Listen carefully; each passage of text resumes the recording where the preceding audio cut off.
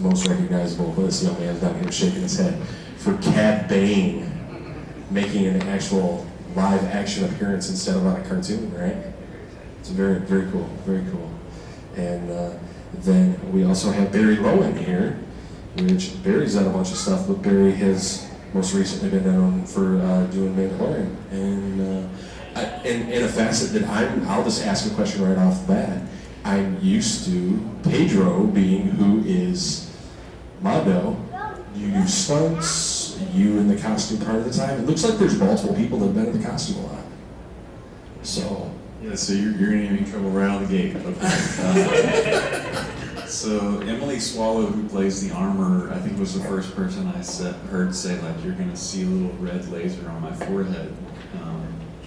That someone's gonna take me out. There are so many things we cannot say. I'm not trying to get you in trouble, right? To say things you can't. So I work on the show as an actor. I've done a lot of physical acting most of my life. I went to school for theater and journalism and then was a gymnast for a long time. And performed for Cirque du Soleil. And so I've done a lot of physical acting my whole life. That kind of helped me transition into playing Mando. But yeah, there are a few of us that work together to make up this guy, and there are so many working parts of a show like this where there's often multiple units filming at the same time. So can't really be in two places at once, right? But yeah, I do some of the physicality, but for stunt work, Lateef Crowder won an Emmy for his stunt fights in this show, and he's one of a kind and super talented. And so I definitely do not want to take credit for any of his amazing work. I don't think there's anyone else in the world that can do what he does. But yeah, it takes a village. No, and that's awesome, because I think a lot of people don't realize that kind of stuff. Working for Days of the Dead, one of the biggest things that I never really understood, I'm not a huge Halloween person. And our Days of the Dead convention, if there's anybody in here that's been to it, very horror related. Tony Moran is one of the original Michael Myers from the first Halloween movie. Well, there were like 8 people that wore that mask and that jumpsuit in that first movie. So, I mean, even John Carpenter had it on at one point. So you had multiple people to take and do this stuff in multiple places. So I think it's pretty unique to take and see them still do that kind of stuff now that they did back then. I know back then it was more of a financial thing. It was whoever's on set and they could use at the time. They threw them in a suit and put them over on the side. Now it's a little different, but it's still always really cool and unique to see that they still do that for the different aspects of that character and what they need to be done with them. I mean, yeah, I think that happens in so many shows. I mean, because of this show, I've met a lot of people that are stunt doubles, and yeah, and in that world, those people are getting a lot more credit these days, rightfully so. And I had somewhere I was going with that, and I lost it, but yeah. No, thank you. Thank you. No, it's one of those things I've actually, that's been in my head thinking about. It's like, I've never really looked to see who's in the show, other than knowing some of the main people that are already there that I've grown up watching, for years at my age, with different things. So then to look at the actual breakdown of the cast and who's doing this and doing this, like, wait a minute, and they will occasionally say, like, stuntman. But they don't always differentiate that with the breakdowns of who's in the shows either, who's the stuntman, when you look at the casting. Yeah, I think one thing I was going to say is that what's really important, I know, for this show is continuity to the directors and the producers. So no matter who you would happen to be watching that's in that suit, that the goal would be that, you're just watching Mando be Mando, and that's the most important thing, that it's one person, one character. Yeah, definitely.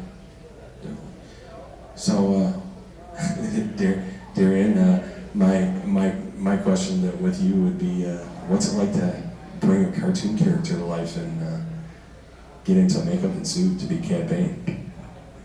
So it was really stressful, to be honest, because Corey Burton is the voice. Speaking of, the concept of bringing characters together, that, I tried to keep my morning voice throughout the whole shoot and just have a cadence similar to what, Corey would do, but at the same time, he created this staple of what people have known from the Clone Wars and, this fan favorite that I had to learn about after getting the role in itself. But having the things I really do like, which are obviously Star Wars is one, and I've never been a part of it until now, and then I love spaghetti westerns, so which I've never been a part of until now as well. So those two, all these elements kind of like collab together for me, and then also just coincidentally because like I quick draw as a kid, so they're, okay, we're gonna teach you to quick draw, and I'm like, actually I already know how to do that. Like, really? So it's just these elements that I've kind of inherently had trained as a kid and just goofed around with just for fun, ended up becoming something that, was this melting pot of a character down the road. I did take it super serious too, because like you said, these fans everybody has this idea of what it is and what it was. You've seen it already in cartoon, and then, but anything that's in an anime, you can't always translate that into something that has literal gravity involved, and actually like human ergonomics. And they're like, oh, his head's not the right size, or his hat's too small. And I'm like, well, the hat was bigger than this hat, and every take they'd come up and they'd cut, and I'd have to bend down, and there's this little prop guy or wardrobe guy was super sweet. She's like tweaking my hat like every single take, and is it straight enough? They're like, yeah, make sure, no, it's not on this side. Okay, right? Okay, perfect, do it again. Like just every single take they'd have to fix the hat. Or like there's no animatronics in the face, right? So it's all glued to my face, but now trying to make it look like my mouth, to talk and move correctly and doing like face yoga because the prosthetics are so, kind of thick that you have to force the lips to stay closed at one point too. So now I'm, it's there's a lot of interesting aspects to go with it. And then I really didn't want to disappoint the fans as much as humanly possible, because you can't please everybody. But to make him menacing, I think that was the coolest and hardest part for it in my mind. And then working with Rodriguez, which was awesome and such a dream come true for my personal fandom. It was cool because he's like, no, go further. I'm like, really, this is getting kind of dark. I was like, this is a kid's show, but he just really helped bring it to life with that as well too. So yeah, like I said, outside of me taking it super, super serious and really wanting to do the best that I could for Filoni and Favreau and the rest of the fans that already knew of this character in cartoon, it was, it was more stressful than I would like to admit, but it's because I took it seriously. So yeah, and I hope people liked it enough, obviously. So away from the Star Wars, give me a little bit about how each one of you, either one of you can start, how you got started in the business.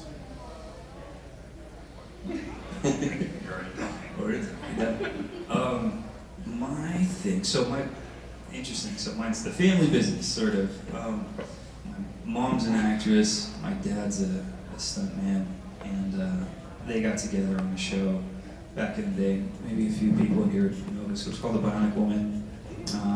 So they knew each other from that, and then, several years later, I came along. But I was on set baby, so, it was in my mom's contract that I had to, be breastfed every 2 hours, no matter where they were filming and what the situation was. So, like, being a part of the circus was, like, normal to me. Like, oh, my dad's a plumber, and he owns, a plumbing shop, and you're, like, a second or third generation plumber. So this was just kind of a normal setting for me. I didn't know if I actually wanted to get into it. As a kid, I just thought this was normal. So then cut to, I guess, I was 11 years old. I got my first stunt job on a movie called Double Dragon. I was a part of the Power Corps, and that was really cool and awesome, but I had to finish high school, so I do little stunt acting jobs here and there, because this is when kids were able to double kids, and most kids don't do that now. They get like little people to double kids now for general safety issues, but if you're a second generation stunt person, you've kind of been indirectly groomed into being a stunt kid, because you do every sport under the sun, and you play fight all the time after that. So that's kind of what I ended up doing. And then it just rolled into the first creature job I did was after, just actually senior year of high school, they remade The Time Machine with Guy Pearce, right, 2001. And I got a call from some coordinator, and he said, "Hey, are you claustrophobic?" And I go, "No." He's like, "Okay, I want you to double this guy named Doug Jones." And I'm like, "Cool, who's that?" And I go, "Oh my gosh," come to find out Doug Jones is amazing. I watched his work indirectly, right, being a kid, and then was a spinal warlock for him, and then just kind of followed him in the creature world, and we did like Silver Surfer together and a couple other shows, and kind of was my mentor at that point, and then branched off to kind of do my own thing in the creature world with legacy effects. So yeah, tall and skinny and not claustrophobic was my main attributes. Yeah, I think for a lot of us, we don't choose this, it chooses you. I am from a small town in Louisiana, but I was, from as far back as I can remember, I was performing. I was making shows in my backyard or filming things with a VHS camera, like I would get the whole neighborhood involved. An outlet for me there was a gymnastics gym, so I grew up as a gymnast and also did a lot of acting and musical theater, and those things just kept working together, acting and doing just all sorts of crazy physical things. I actually remembered recently, I used to be fascinated at the circus when people would spin from their necks, and I guess my parents were okay with me, like I hung a rope from a tree and had a bandana tied to it, and there was duct tape involved, and I would like climb up a ladder and put my neck in the thing and then kick the ladder over and spin. And now I'm like, to my mom, I'm like, that was okay? Like, no one thought this could potentially go wrong? Anyway, so yeah, I've been performing my whole life, and just the crazier and more fun and creative it can get, the better. Does anybody have any questions for either one of these gentlemen? I feel like you have a question. I was just going to tell him, don't go home and try what he just talked about. Don't listen to that. I don't think Mom would be happy with that.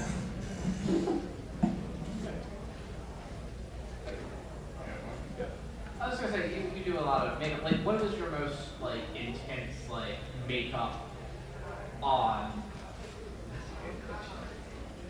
Two things come to mind.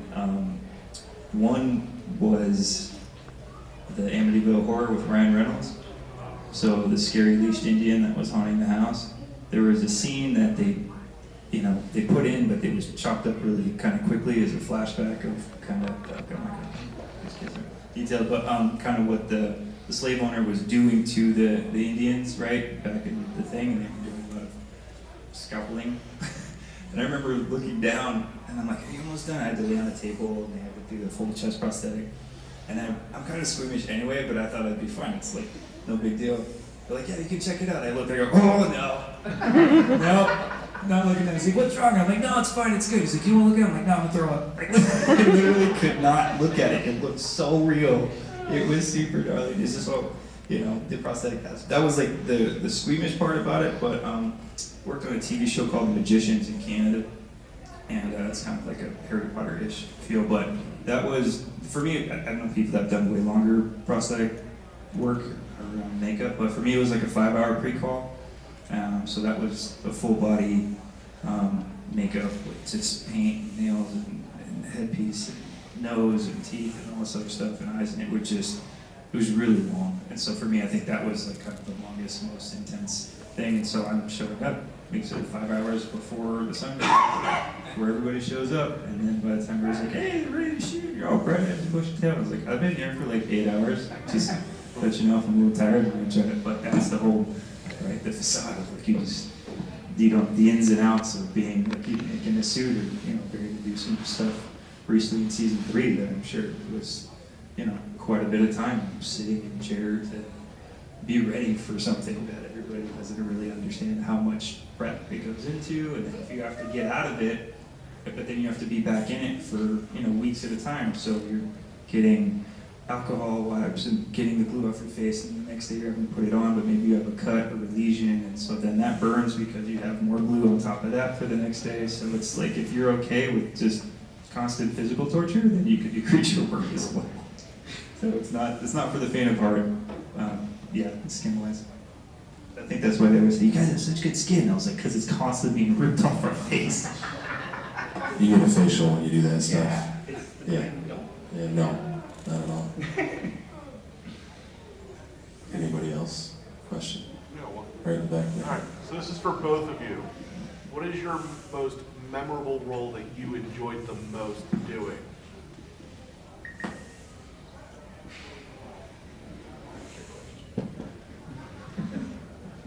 That's a good question.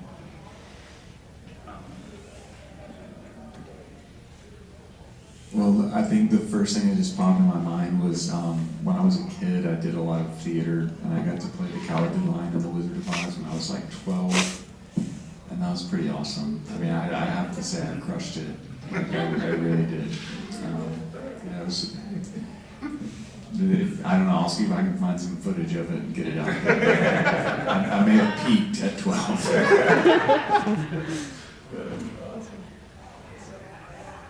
Yeah, because it's interesting because there's so many nuances that go into each role that we get to play, right? Because each one has like a different place in your heart, possibly, for what it is. I think the one that everyone's like, what's your favorite thing you ever did? Like, same thing. I think mine immediately goes to working with Doug Jones on the Silver Surfer for Fantastic Four 2. Because at the time, you know, I was in high school, tall, skinny kid, acne, and was obviously not a jock. And we like comic books and all this other kind of stuff, and then played basketball, but still, very thin, still agile, but not cool. And I remember being kind of treated a little poopy by some of the seniors who would go to their games and support them, and a couple guys were not super nice. Cut to after high school, we did Time Machine, and then right after that, we did Silver Surfer.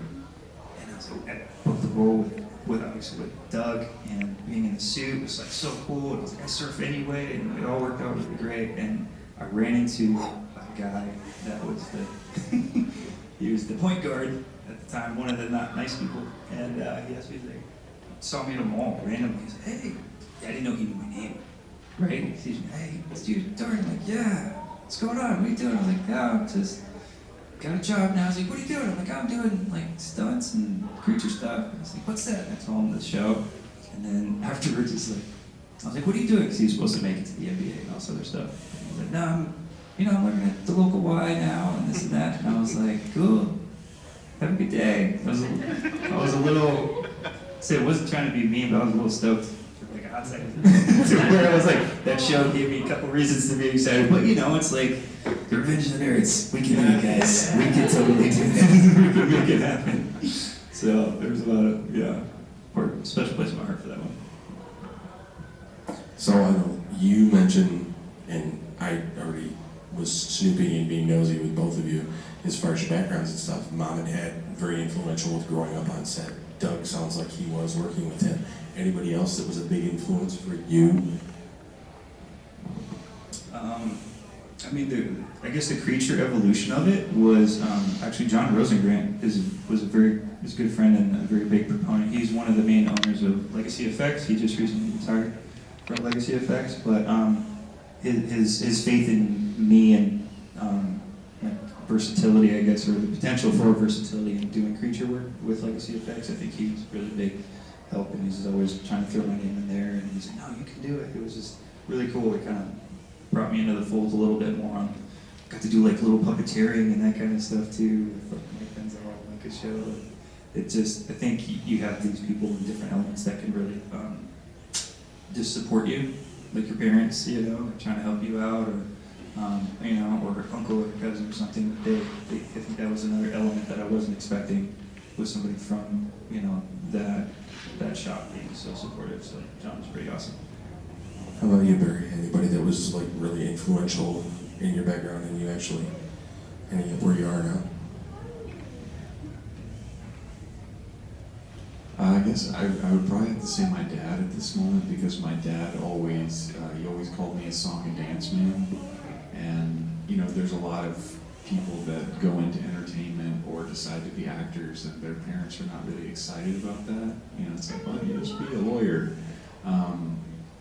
And so I feel like maybe the support of that just gave me the freedom to try a lot of things that, you know, I guess could have been squashed. And then I think in Mandalorian, for me, a really huge part of that was a woman named Tamara Carlson Woodard that works for Legacy Effects also. She also played Max Rebo. She's a really just cool person, and she was with me almost every day, especially on the first season, and I don't think I would have gotten through a lot of that without her. Mando would not have made it, so she was really influential in that. You had a question too, didn't you? Yeah, for a series that characters have diatribes about how much they hate sand, they love to put you guys in armor and latex and stuff and drop you in the middle of the desert. Yeah. Is that a nightmare, or do you just get used to it after years of doing this? No, I think that's again, like I can say, I worked for Cirque du Soleil for a long time, and so in that, it's very similar where it's like, we're gonna put you in the most bizarre costume you could possibly be in. The last role I did for them, I was a character in a show called Kuza, and I played the trickster. I started my show every day getting shot out of a Jack-in-the-Box, and they're like, that's not enough, we're gonna cover your face in makeup. That's not enough, we're gonna put white contacts. And so you just kind of, over time, they just want it to look great, and usually that doesn't coincide with functionality. But yeah, there's multiple moments where, you know, what you're wearing may not be built for the most streamlined performance, but that's what has to happen. So yeah, multiple times with sand in the helmet, it's like once they throw in some sort of fake smoke or fog, maybe there's like black lava rock, and and I remember one scene I had to drop out of the ceiling, and I just was like, in my head I was thinking, I can't actually see anything, and I don't know how far the floor is away. Okay. And you just kind of hope for the best. Yeah, that's the interesting part too, is that you indirectly you're training, like you said, whether he's swinging from a tree in his backyard to becoming a professional cirque performer to being ready for like almost anything, and you're really hoping and praying that it goes well, and then miraculously when you potentially do it correctly on the first few takes, they think it's easy. And the beats and then they go, boom, you landed. You're like, awesome, please don't do me. Don't ask me to do it again. Don't ask me to do it again. Don't ask me to do it again. But you're afraid, oh, let's do that again. I'm like, oh, well, we're gonna see what happens now. And there's a lot more like hoping on our side that it works out. You know, calculated risk as well, obviously, in the stunt department too. You know, you do R&D, you test things out, but you're still, that's why there's multiple takes. But we do really hope that it works out for the best, and you don't want to slip and fall or do whatever you have to do, because it makes it, they just keep adding spices to the soup, and until they think it tastes good, they just keep throwing spices at you. It's from both of us from young ages, you're just doing crazy stuff, and so those things start to morph together, so you're really not surprised. Once I had to walk on 4 stilts as a giant rabbit, and I was basically blind. So I think after that, I was like, I don't think there's anything that's going to be harder than this. There's several moments on the show where I was shooting real flare guns while riding a speeder bike, and I'm like, everybody's cool with this? Okay, let's go for it. Unfortunately, you hear sometimes about significant accidents that happen to stunt people. Have you ever had a near miss or something or have you had a significant injury? Yeah, luckily I haven't had the most severe ones that I know of happening, and it's interesting that now with social media and stuff, my dad's generation, they came up with a whole different form of R&D on their end, and the amount of trial and error that really went into that kind of stuff. So I mean, it wasn't a perfect science. It still isn't. But you know, I've hurt my back pretty good on that RoboCop reboot. We were doing the end sequence and I'm supposed to get shot and flung back and you know hit the floor and you know kind of hurt my spine a little bit without going into too much details with that. But you know, it's interesting because, like you said, with the mental prep and the time that it takes to kind of continue on doing a take, you're like, how are you? You're like, I'm good. You better do one more. You got another one in you? I said, yes, but it has to be like right now while the adrenaline's kicking in. And then afterwards, you're like, how's it going? You're like, cool. Can I just go see the doctor now? So you end up going to do that kind of thing, and it's almost like a professional athlete concept in a different way, right? Because we all are very athletic usually that are in this particular round, like Latif and you know Barry and the other people. But you know, there's set medics in place for those kinds of scenarios. They go, hey, this one might go south, but they have the most you know prep that they can, and you know they all hope for the best. But you know, car crashes is a really big one as well. You know, if you have two cars crashing into each other and you have roll cages in there, but there's still human bodies and bones and things that can go wrong.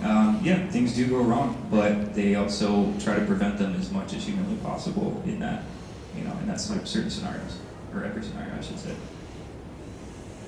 Yeah, I think thankfully things have come a long way, and we didn't have to be a part of the research and development. I remember hearing more stories about a lot of high falls. You know, back in the day, they would do higher and higher high falls, and they weren't sure what air mats were rated for, and so you might do a high fall and just go right through the mat, or you miss a mark. So I'm thankful for everyone that came before us. You ever worked with Dorinda Moore?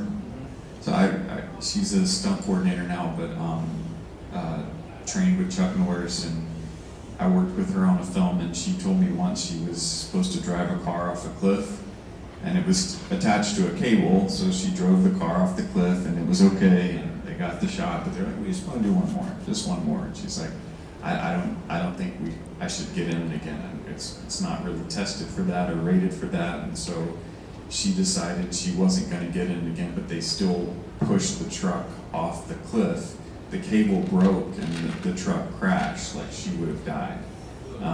But she took care of herself. So I think enough of those things happened that have made things a bit safer. I had more injuries in live shows, just because when you're in live shows, at one point I was doing 2 shows a day, 5 days a week, 475 shows a year. So people it becomes routine and you check out and things go wrong. So thankfully I think we've learned from a lot of that stuff, I hope. Dorian, you've worked on a lot of big budget stuff. What's the difference between doing something like a Rishi Strangler, where you're the stunt coordinator? Can you talk a little bit about that? That's like a cult classic, but there's got to be a huge difference between working on something like that and doing Fantastic Four. You're awesome. You get like the best question of the day. And Sadie actually likes to be called just the Rishi Strangler. GS for short. That is so funny. You know what? To be honest, lower budget stuff for the most part is literally more fun.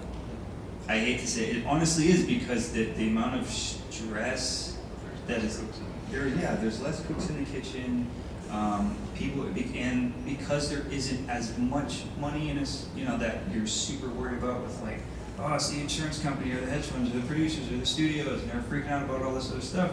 People are just like, let's just see what happens. I don't know, I'm super excited. Like, you don't know, sometimes as long as it's, you know, certain things, whether it's safe or silly, or it's like a prosthetic head that has to explode, and you do it, and the blood splatters, it gets all over, like, the camera guys and everybody else, they're like, oh my gosh, did you see that? Like, people are just like having a little bit more fun, it's a little bit more relaxed. There are elements of like you know, you get to do something really cool on a big budget show, like there was like a massive fight scene that you have to do, and it's this like 100-beat fight that's always one shot and all these special effects going off, and you actually just crush it, you do it really well from start to finish, you go cut, you just go, oh, I'm so like you just feel like in this movie, you felt like you trained so hard for that moment, and everybody's like, yeah, that was great. And I was like, that's right. It's like, because you get these moments for yourself. So depending on what it is, there's a lot more downtime as well in big budget stuff too, to where, you know, like setting up, you know, a really big stunt sequence, you know, takes a really long time. Or if like, hey, we have to blow up this building today. You're like, all right, well, everybody go hang out for 4 hours while special effects sets that up. So, you know, there's not a lot, the flow is very different as well in that aspect too. And then, you know, like putting together a sports team that wins, you know, the Stanley Cup or whatever it is, right? Putting together movies, the same concept. So if you have a really good team, you know, of all the department heads that flow together and people are communicating well, and everybody's kind of on the same page, or they're just, that makes a big difference too.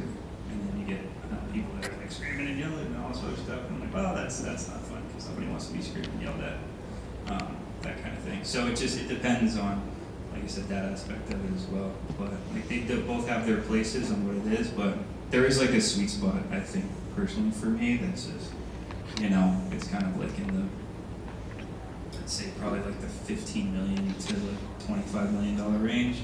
But once you start getting into like the $80 million to like $200 million range, it's such a different animal of the type of energy of the film. And like I said, it's just interesting. It changes it a little bit. Yeah. Or you just get the $100 day ones that are just like so awesome. You just shoot them. It's like making a short film, but you're kind of getting paid. Yeah. Yeah, there's less checks and balances, and so the higher the budget, the more checks and balances there are, where there's like, well, we need 5 people to approve Dorian's shirt, you know, versus maybe a smaller budget where someone's like, hey, I hired the costumer, I trust that person, go for it. And that definitely has a very different feel. Yeah. The greasy strangler thing hits me though. I've done a piano with it. I did at one of our day shows. We've had them a couple times, and those two are nuts. They're completely nuts. Even doing a panel with them, I didn't realize you were involved with that. I got so quick story with that. So one of the funny things about that is, from many, but when he has to like clean himself off and he walks through the working car wash, right? I was like, he's in his, I don't know, he's like in his like 70s, right? He has to be at least in his 70s. And he doesn't have any clothes on, by the way, right? And then they're like, yeah, so we're having him walk through this car wash, he's naked, and this and that. And I go, excuse me? So you're gonna have a 70-year-old man walking through a working car wash naked while it's on, just slapping him in the face and hitting him in all other parts of his body? That would not be awesome. And they were like, yeah, and I'm like, that's not happening. That's not happening. What do you mean? I was like, they were really trying to press for it. I was like, I'm walking. Oh, yes, I'm leaving. They're like, no, my producer lady that brought me onto it, and I told him, hey man, this is just too much. I can't do this. Well, just figure it out, make it work. I go, all right, cool. So the other producer was like, hey, I got my buddy. We're gonna have him walk through the car wash first as a tester. I'm like, awesome, let's do that, right? So I figured he's gonna leave the room and come back with no clothes on. He comes back, he's in a full rain slicker top and pants and boots. He's got the drawstring tied, or all you see is like this, right? You see like his eyes and like a little bit of his nose. I'm like, first of all, doesn't count. But okay, let's do it anyway, because I know exactly what's gonna happen. So he start her up, thing starts slapping around, and the foam's going and the water's going. He literally gets maybe like 15 feet into it to where those big propellers are turning. He walks in, and one hits him right in the neck. Ow, ow, ow, my eye. And I'm like, okay, cut, are we good? So this guy is 90% covered in his body, and he's in his 30s. And you want this other guy in his 70s to walk through naked? No, this is not happening. Like, okay, fine. But those are the things that you come into where you're just like, when did you think that this is a good idea? So, long story short, he made it all safe. I mean, all the things were just open because they're not closed, right? He has like a channel of safety, like this walkway. And you just kind of stack the camera, and it looks like he's walking through, and he's pretending like things are hitting him. But that was so funny to do. Watch that, and there's kids once I can't come into more detail. That show was hilarious. It was hilarious. Thank you for reminding me about that show, by the way. Anybody? Any questions? All right, what they described it to you sounded a lot worse than what actually was?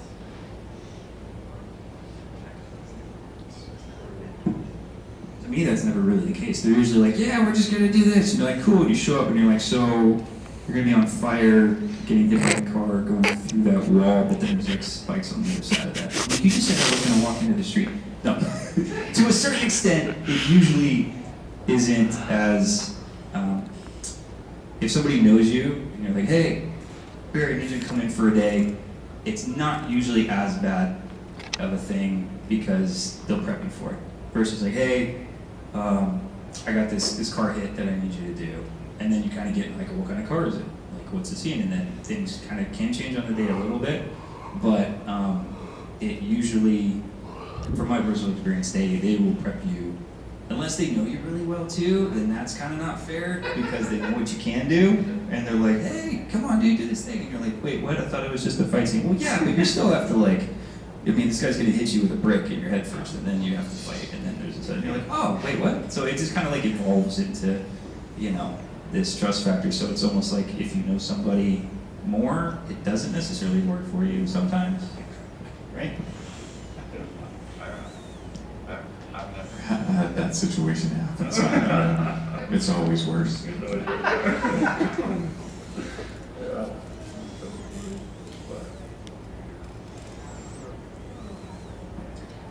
So, we talked about a lot of the good things you've done, and then some weird things that I didn't realize, like Greasy Strangler. What's been one of the worst times you've had on a set? I don't want anybody to get in trouble, so, but, or one of your least favorites that you've done. I'm not gonna say the name of the show, but this was like a perfect example of what the talking about nuances, right? Of like when you have a good sports team or not. I was on one movie out of the country, and then I came back to work on another movie, and the movie out of the country, like it was a great group of people. Like I knew all of them really well. You know, we were doing really cool stuff. We were all trying to be, you know, really creative and safe and fun. And it was really challenging, but we were a team. Like we were like Navy SEALs. Like, we were in the muck together, but we were getting it done, and we were having like really building memories on that show. And then I went to another show right after that where I didn't really know anybody, and it was just a really kind of like hostile environment. It was very rude and just very unappreciated, and it was just so.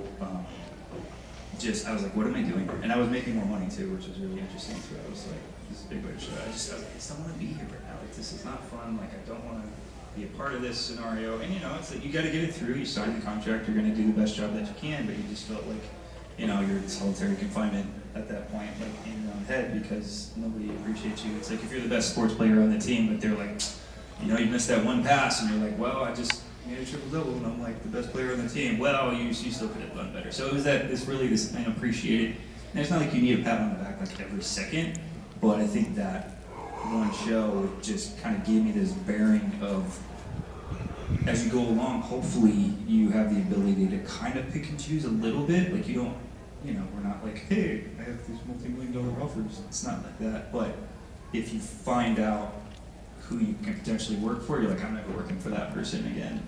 You know, because I don't want to be treated like a piece of meat or just really unappreciated in any way, shape, or form. So you kind of will learn, how to circumnavigate the industry sometimes of who you do or don't want to work with down the road. And I feel like that's a big lesson for people to have. And probably in the field, right? You know, if you work at a convention, they're like, oh, that promoter's really cool, and then you're like, don't work for that promoter, for that person, you know. That's a thing too. So I think it's a big learning curve for that with Hollywood stuff as well, for me. Yeah, I would almost say the same thing. It just, thankfully, on Mandalorian and most of that world, it's not like that. But to work on a production where there's a class system and you watch from the top people be treated as if they're less than other people, it's hard to watch, and it ultimately makes the whole thing really negative. So it's really nice to work on a production of any scale, where no matter if someone's a background actor or you're the director, that everyone's treated the same, and that, you know, with respect, and no human has more worth than another person or more value. And that's a nice feeling, because when you work on a production and people are treated, oh, well, you're better than this person, so we're going to treat you better, and you make more than that person, so we're going to treat you better. It's gross. So it's really nice to work on a show where that doesn't happen.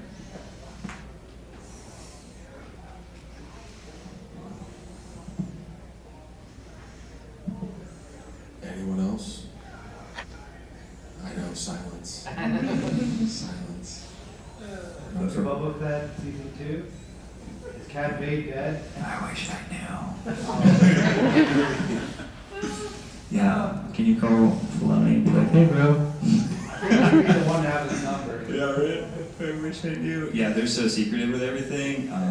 Yeah, it'd be great to get the call at some point. But you got the script and then you find out that you're gonna die when you show up.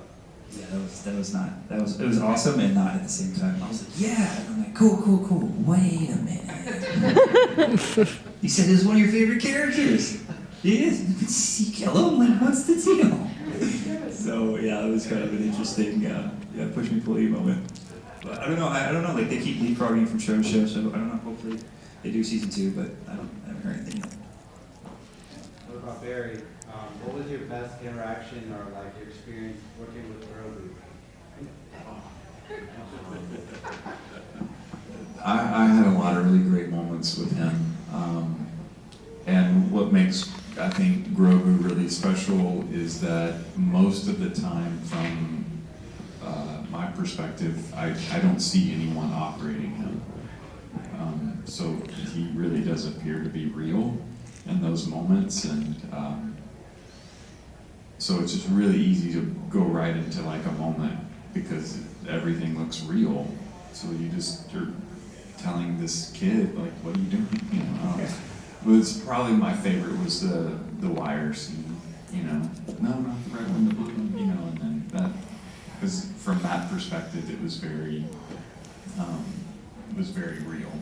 You're just trying to, you know, get this little creature to do what you want him to do. Yeah, and that a lot of that goes to Legacy Effects, who created him and brought him to life, and are so skilled at making him be alive. Yeah. Minus the coup, you don't get to hear that. No, I mean it's one really special thing about, I think, this whole world that they've brought back, Mandalorian, Boba Fett, Ahsoka, all of these shows, is that as much as they can make something practical and real, they will. So yeah, there's sound there. What you're watching is probably the same thing I experienced and everybody else on set. So it's, as long as they can, they'll go to the ends of the earth, of the universe, to make it real if they can, before they use anything not real. I like on the helmets with like the shininess of it. Like, do they have to like remove things out of the helmet, like you know, when they're filming down on you or whatever? You would think you'd be able to see it 'cause it's so clear. And also, like, you know, I have like the black series helmet, and you can see through the tint. It's not tinted enough to like completely have you out. But your guys' is more like a green like tint, isn't it? Or is it black? The part that you look out. The lens? Yeah, the lens. Yeah. I don't know if I'm allowed to say that, but what I can say is that's when you have lighting designers and you have all these people that are so skilled at what they do, so nothing has to be taken out because it never got in the first place. Yeah.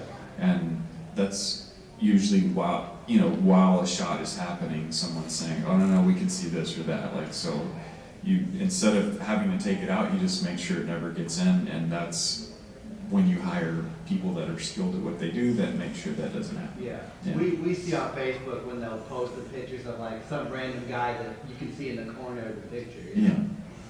Yeah, nobody wants to be that guy, so they work harder not to be that guy. No Starbucks cup. Yeah.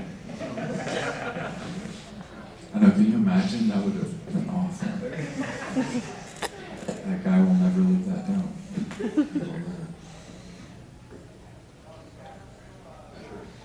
For Barry, because you wear that armor and stuff, are there different versions of that you have to wear for different stunts as well? Yeah, there are lots of versions, and the versions evolve. You know, I think that's probably with any suit. It's like like Dorian said, a lot of his trial and error. You're like, oh, that didn't quite look the way we wanted or feel, but that's also in pre-production. You go through a lot of prototypes to get the right thing. Yeah.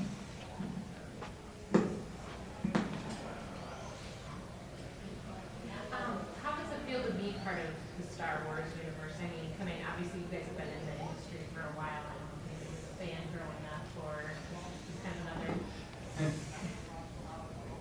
Yeah, I didn't realize it while it was happening, and I don't think I really realized it until I started to get to come to some of these events and meet people and see how how special it is to people.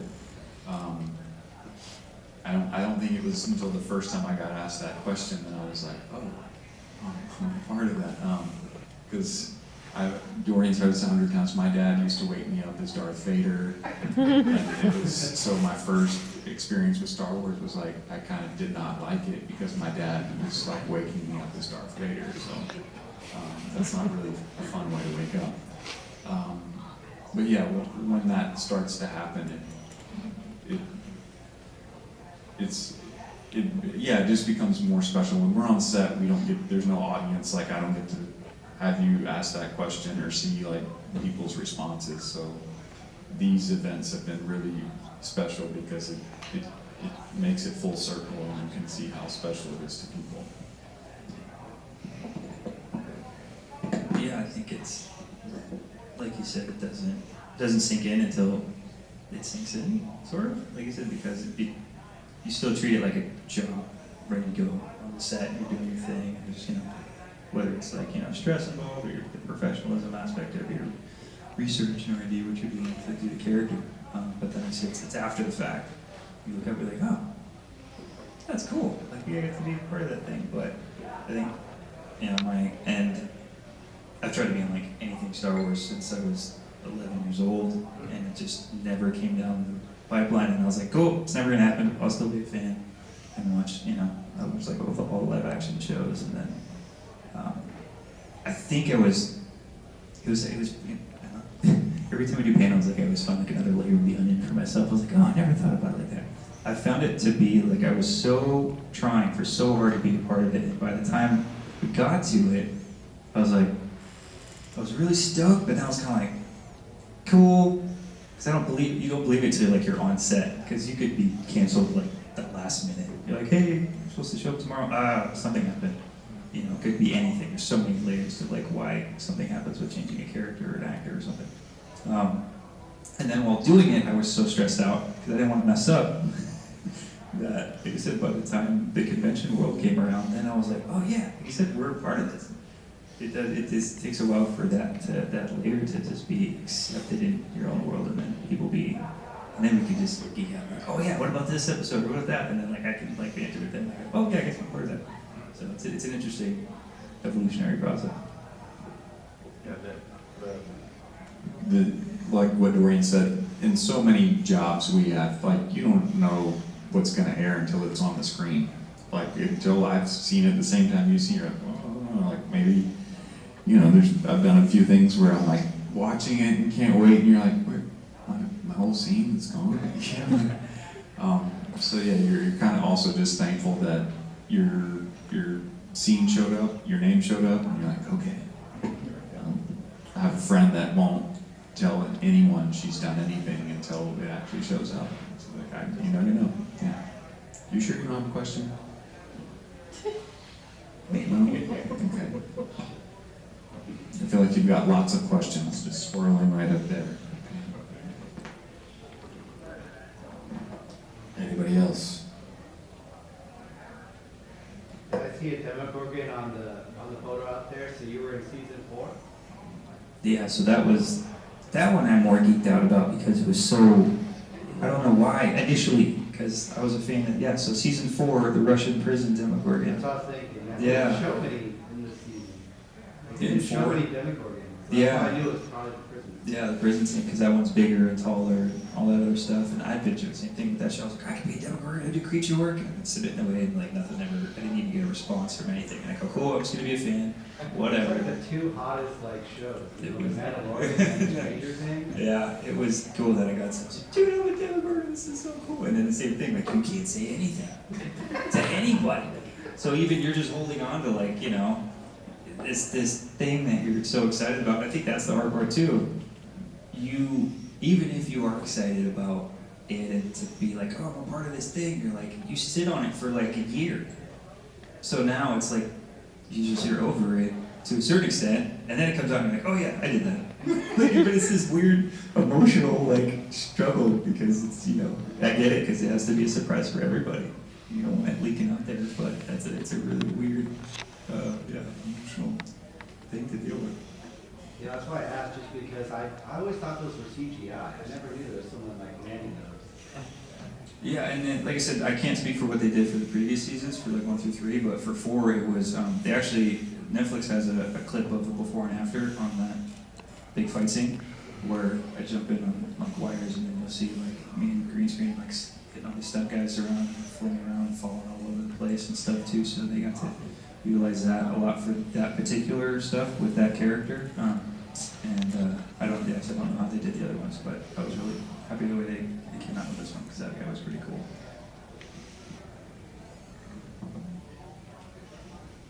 Good time for one more. A question for Barry. What's it like to Darksaber fight Jon Favreau?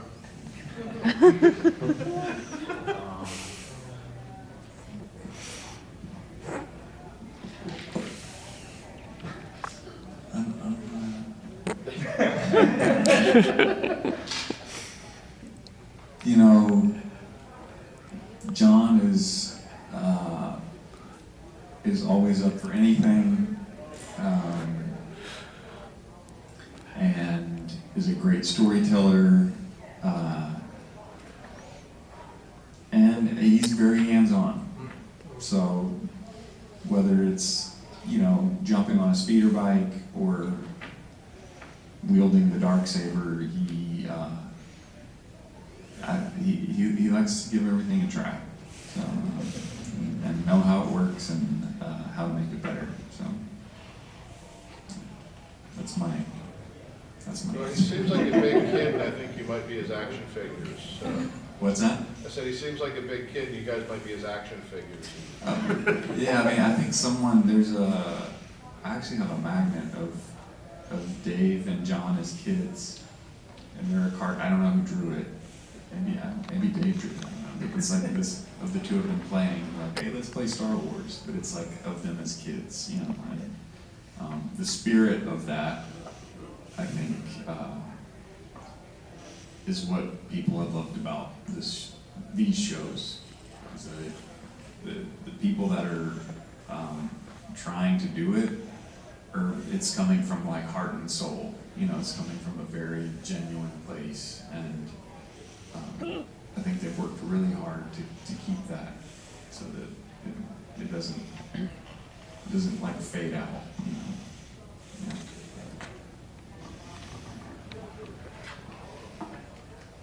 Well, thank you, gentlemen. It's been a pleasure.